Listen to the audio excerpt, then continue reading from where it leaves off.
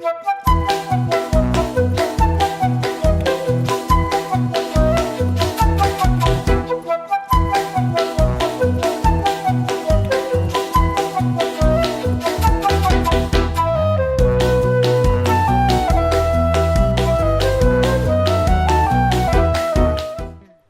ನಮಸ್ಕಾರ, ಬನ್ನಿ ನಮ್ಮ ಬೆಳಿಗುಂಡೂಸ್ ಕಿಚನ್ಗೆ. ಇವತ್ತು ಒಂದು ಬಾಣಲೆನಲ್ಲಿ ಮೊಸರು ಹಾಕ್ಕೊಂಡು ಏನು ಮಾಡ್ತಾಯಿದ್ದೀನಿ ಅಂತ ಯೋಚನೆ ಮಾಡ್ತಾಯಿದ್ದೀರಾ? ಇದು ಹೊಸ ಥರ ನಾ ಮಾಡ್ತಿರೋಂಥ ರಾಜ್ಮಾ ಮಸಾಲ. ಈ ರಾಜ್ಮಾ ಮಸಾಲ ಯೂಶಲಿ ಹೋಟೆಲಲ್ಲಿ ತಿಂದಿದ್ರಾ, ನೀವು ಮಾಡಿದ್ರೆ. ಇನ್ಫ್ಯಾಕ್ಟ್ ನನ್ನ ಚಾನಲಲ್ಲಿ ಕೂಡ ನಾನು ಹಾಕಿದ್ದೀನಿ, ಸೊ ಅಲ್ಲೂ ಕೂಡ ನೀವು ನೋಡಿದ್ದೀರಾ. ಆದರೆ ಇದು ಡಿಫ್ರೆಂಟ್ ಟೈಪಲ್ಲಿ ಮಾಡಿದ್ದೀನಿ. ಇದು ಕೊನೆವರೆಗೂ ವಿಡಿಯೋ ನೋಡಿ, ತುಂಬ ಸಿಂಪಲ್ಲಾಗಿದೆ, ಈಸಿಯಾಗಿದೆ, ಮಾಡ್ಕೊಳ್ಳೋದು ತುಂಬ ಈಸಿ. ಒಂದು 5 ಮಿನಿಟ್ಸ್ ಸ್ಪೆಂಡ್ ಮಾಡಿ ಪೂರ್ತಿ ವಿಡಿಯೋನು ನೋಡಿ. ಇಷ್ಟ ಆಗ್ಬೋದು ನಿಮಗೂ. ಒಂದು ಸತಿ ಮಾಡಿಕೊಂಡು ಹೇಗಿತ್ತು ಅಂತ ಕೂಡ ನಂಗೆ ಕಮೆಂಟ್ ಮಾಡಿ. ಬನ್ನಿ ಹೇಗೆ ಅಂತ ನಾನು ಹೇಳ್ತೀನಿ.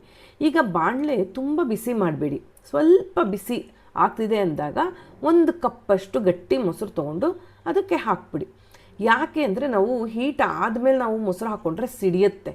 ಸೊ ಈ ಥರ ಹೀಟ್ ಆಗೋ ಮುಂಚೆನೇ ಹಾಕಿ ಕಲಕಿ. ಈ ಥರ ಒಡಿಬೇಕು ಮೊಸರು. ಒಡೆದಾದ್ಮೇಲೆ ಇದಕ್ಕೆ ಒಂದು ಸ್ವಲ್ಪ ಹಸಿಮೆಣಸಿನ್ಕಾಯಿ ಮತ್ತು ಶುಂಠಿ ಎರಡನ್ನೂ ಸೇರಿಸ್ಕೊಳ್ಳಿ. ಖಾರಕ್ಕೆ ನಾವು ನೋಡಿಕೊಂಡು ಹಾಕ್ಕೋಬೋದು. ನಾನೆಲ್ಲ ಹಣ್ಣು ಮೆಣಸಿನ್ಕಾಯಿ ತೊಗೊಂಡಿದ್ದೀನಿ, ಹಸಿಮೆಣಸಿನ್ಕಾಯಿ ಬೇಕಾದರೂ ಕೂಡ ಹಾಕ್ಕೋಬೋದು.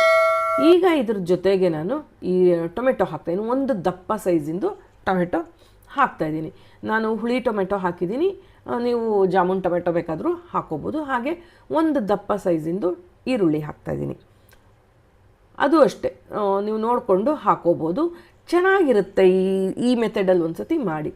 ಈಗ ನೋಡಿ, ಇದಿಷ್ಟಾದಮೇಲೆ ನನ್ನ ಕೈ ಒಂದು ಹಿಡಿ ತುಂಬ ಗೋಡಂಬಿ ಹಾಕ್ತಾಯಿದ್ದೀನಿ. ಆ ರಿಚ್ನೆಸ್ ಕೊಡುತ್ತೆ ಈ ಗೋಡಂಬಿ ಇದೆಲ್ಲ ಹಾಕಿದಾಗ.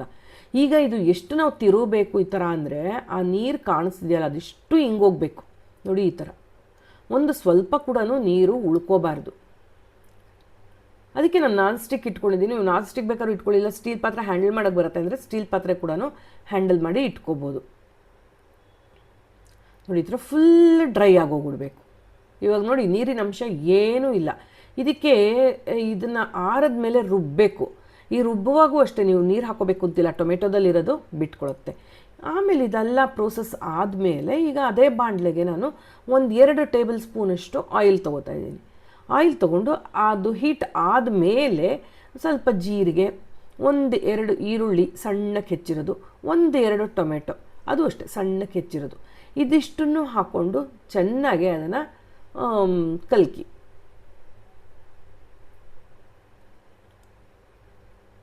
ಟೊಮೆಟೊ ಮತ್ತು ಈರುಳ್ಳಿ ಎಲ್ಲನೂ ಚೆನ್ನಾಗಿ ಬೇಯಬೇಕು. ಅದು ನಮ್ಮ ಹೇಳ್ತೀನಲ್ಲ ನಾನು ಯಾವಾಗೂ, ನಮ್ಮ ಸೌತ್ ಇಂಡಿಯನ್ನು ಅಥವಾ ನಾರ್ತ್ ಇಂಡಿಯನ್ನು, ನಮ್ಮ ಇಂಡಿಯನ್ ಕುಕ್ಕಿಂಗಲ್ಲಿ ನಾವು ಒಂದು ಪದಾರ್ಥ ಹಾಕಿ ಇನ್ನೊಂದು ಪದಾರ್ಥ ಹಾಕೋ ಮುಂಚೆ ಅದು ಚೆನ್ನಾಗಿ ಬೆಂದಿದೆ ಅಂತ ಗೊತ್ತಾಗೋದಕ್ಕೆ ಆಯಿಲು ಬಿಟ್ಕೋಬೇಕು ಸುತ್ತ. ಆವಾಗ ಅದು ಆಗಿದೆ ಅಂತ ಅರ್ಥ. ನೋಡಿ ಈ ಥರ. ಈಗ ಇದಕ್ಕೆ ಮಸಾಲೆಗಳು ಹಾಕ್ತಾಯಿದ್ದೀನಿ. ನಾನು ಇಲ್ಲೊಂದು ಚಿಕ್ಕ ಸ್ಪೂನ್ ಅಳತೆನಲ್ಲಿ ಹಾಕ್ತಿದ್ದೀನಿ.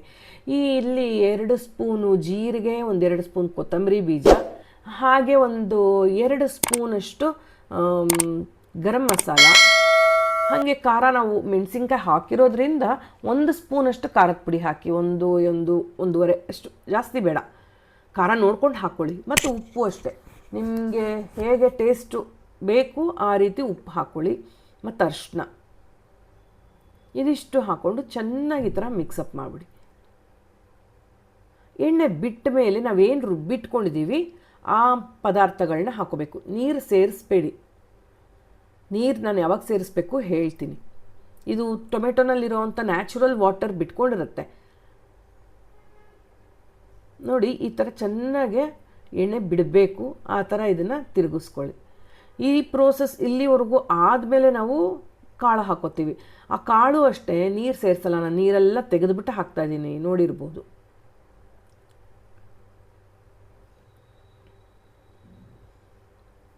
ಈಗ ಚೆನ್ನಾಗಿ ಅದನ್ನ ಒಂದು ಮಿಕ್ಸಪ್ ಮಾಡಿಬಿಟ್ಟು ಈ ಥರ.